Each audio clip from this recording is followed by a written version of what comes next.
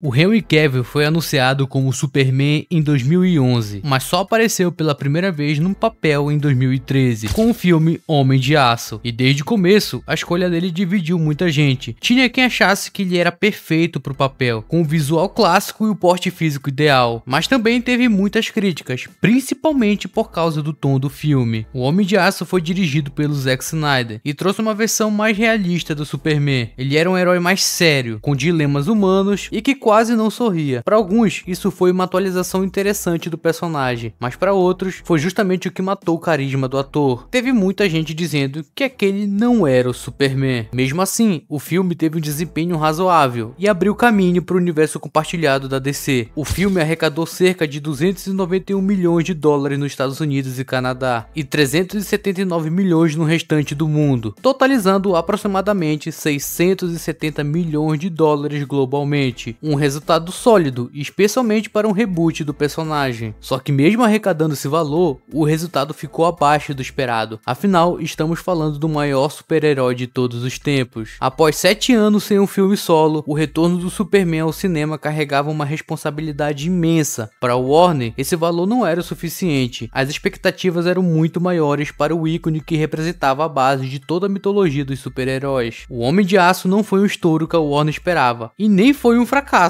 Na verdade, bem longe disso, mas não foi o fenômeno que eles queriam que fosse. Ainda assim, eles resolveram continuar com esse universo. Afinal, o Superman do Henry Cavill tinha muito potencial. O cara realmente é muito parecido com o Superman. Então, ao invés de seguir com uma sequência direta, eles decidiram ousar. Anunciaram algo muito maior. Na San Diego Comic Con de 2013, teve simplesmente isso aí.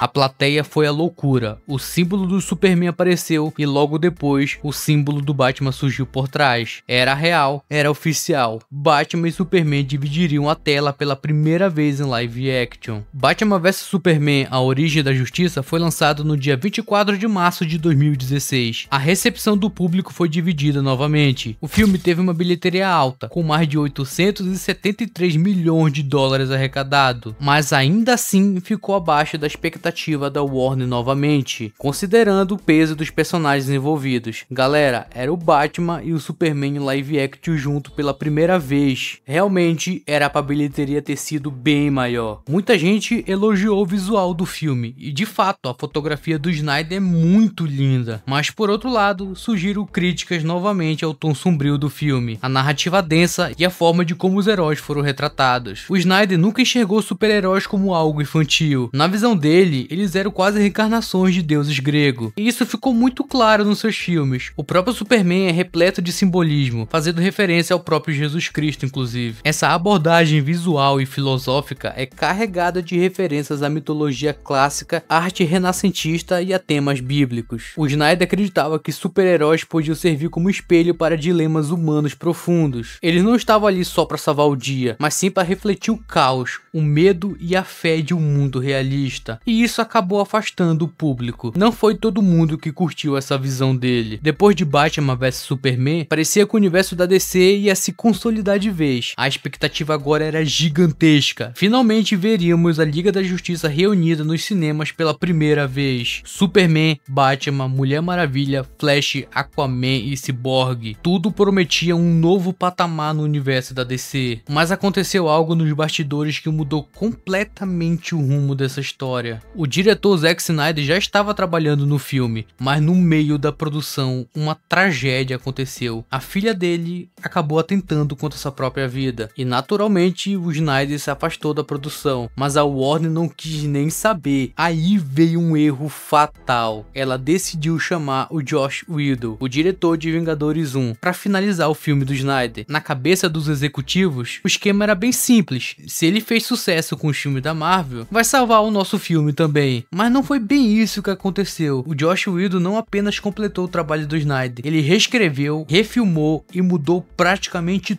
tudo. O tom sombrio virou uma piada. A fotografia linda do Snyder foi trocado por esse colorido artificial e os personagens perderam completamente a profundidade. O filme virou uma colcha de retalhos. E o Henry Cavill? Cara, o Henry Cavill foi talvez o maior símbolo desse desastre, porque ele já estava filmando Missão Impossível, onde ele usava um bigode que contratualmente não podia tirar. Mas o Joss Whedon queria regravar várias cenas com o Superman, então o que eles fizeram? Tiveram a brilhante ideia de remover esse bigode com efeitos digitais. O resultado foi bizarro. O rosto dele parecia de borracha, a boca se mexia de um jeito estranho, virou um meme, literalmente. E o filme foi um completo fracasso. Arrecadou cerca de 657 milhões de dólares no mundo todo, ou seja, menos que O Homem de Aço, que era um filme solo do Superman. Estamos falando agora da Liga da Justiça inteira unida pela primeira vez. Foi ali que o público começou a perder a fé, porque depois desse fracasso em 2017, a Warner decidiu fazer uma limpa em geral. Era hora de reorganizar a casa. E aí que veio esse carinha aqui, o Walter Hamada. Em janeiro de 2018, ele foi oficialmente nomeado presidente da DC Filmes, e com a chegada dele, veio uma decisão clara, ou melhor, nem tão clara assim, enterrar de vez o universo do Snyder aos poucos. Hamada não queria mais saber de continuidade, e nem de universo compartilhado. A ideia agora era lançar filmes individuais, sem conexões e com tons diferentes, para públicos diferentes. E aí começou um verdadeiro colapso. Foi durante a gestão desse maluco que começou a pipocar um monte de filme solto. Coringa em 2019, que não é do universo do Snyder. The Batman de 2022, que não é nem do universo do Snyder e nem do universo do Coringa.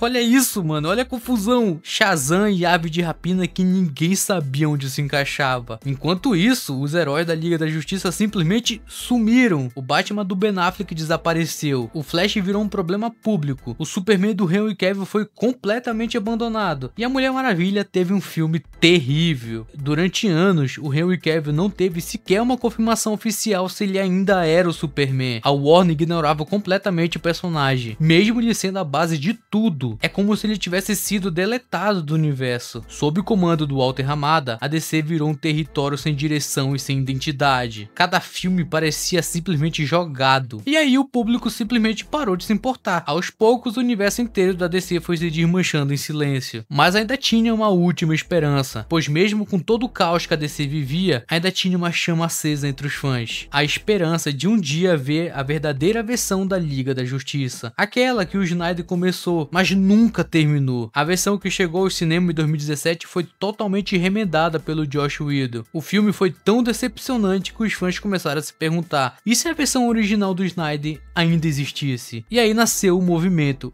#relance o Snyder Cut. Durante muito tempo, fãs do mundo inteiro lotaram as redes sociais, fizeram campanhas, enviaram mensagem para Warner, alugaram outdoor, projetaram frases em prédios até conseguir chamar a atenção do estúdio. Foi algo histórico. Nenhuma campanha de fãs tinha ido tão longe assim e funcionou. A Warner finalmente cedeu. Em maio de 2020 foi anunciado oficialmente: o Snyder Cut vai ser lançado. Em 18 de março de 2021, a versão original da Liga da Justiça finalmente chegou ao público pela HBO Max, com 4 horas de duração. O filme foi lançado como um evento especial e a diferença era gritante. O Snyder Cut era mais sério, mais épico e mais coerente. O Cyborg tinha finalmente um arco decente. O Lobo da Steppe era realmente ameaçador e o Superman do Henry Cavill agora sim estava realmente impactante, poderoso e com um uniforme novo, exatamente como o Snyder queria mostrar. O Snyder Cut foi muito mais bem sucedido que a versão dos cinemas. Foi aclamada pelos fãs e elevou o status do Zack Snyder. Por um momento, parecia que o antigo universo da DC poderia ser restaurado. Mas teve um pequeno problema. Infelizmente, a Warner realmente não queria seguir em frente com esse universo. Eles só fizeram isso por insistência dos fãs. Então meio que o Snyderverso já estava com seus dias contados. Ele nem sequer foi lançado nos cinemas, tanto por causa da época que muitos cinemas estavam fechados, tanto por conta da própria Warner que não queria mesmo. O filme foi um sucesso nos streams, com incríveis 1,8 milhões de pessoas assistindo nos 3 primeiros dias. Então imagina como isso ia ser nos cinemas. Infelizmente só vai ficar na nossa imaginação mesmo o quanto de bilheteria iria arrecadar a Liga da Justiça Snyder Cut. Agora vem o colapso total. Walter Hamada, não satisfeito com toda a besteira besteira que ele já tinha feito, ele ainda estava preparado para fazer coisa pior. Ele teve a brilhante ideia de que o filme do Flash seria um reboot completo do universo da DC, mas não um reboot para consertar as coisas. Ao contrário, o cara ia piorar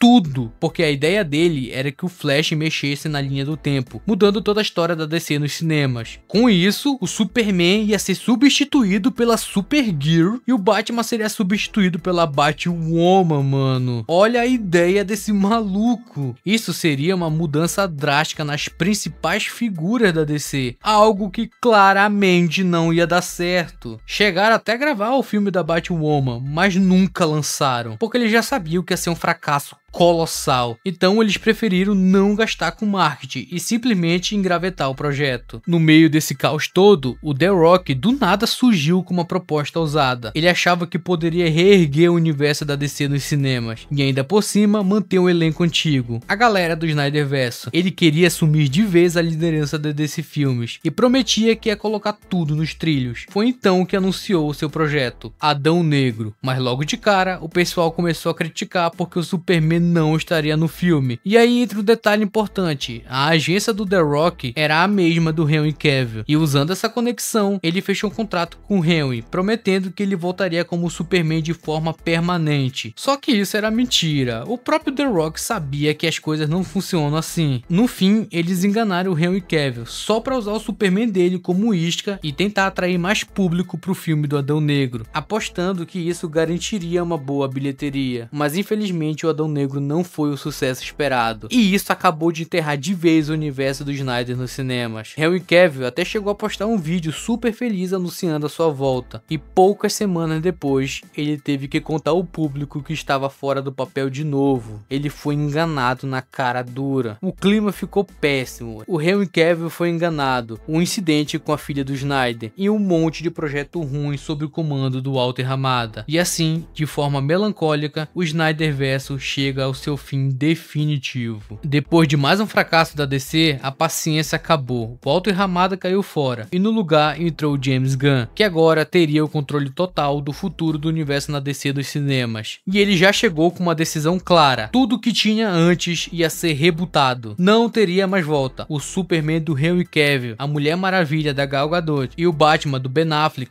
tudo ficaria no passado. A ideia era começar do zero, criar um novo universo completamente diferente. James Gunn queria um Superman mais jovem, com uma nova história diferente. Inclusive, foi o próprio James Gunn que teve que conversar com o Henry Cavill e dar notícia que ele não seria mais o Superman. E assim, com uma única decisão, todo um capítulo da DC chegou ao fim. O sonho iniciado pelo Zack Snyder, que começou em Um Homem de Aço em 2013, passou por altos e baixos. Terminou não com uma grande batalha final, mas com uma reunião de bastidores e um simples vamos recomeçar do zero. O futuro da DC agora está na mão do James Gunn, e só o tempo vai dizer se esse reboot será lembrado como um renascimento glorioso ou como mais um capítulo tenebroso na história da DC nos cinemas.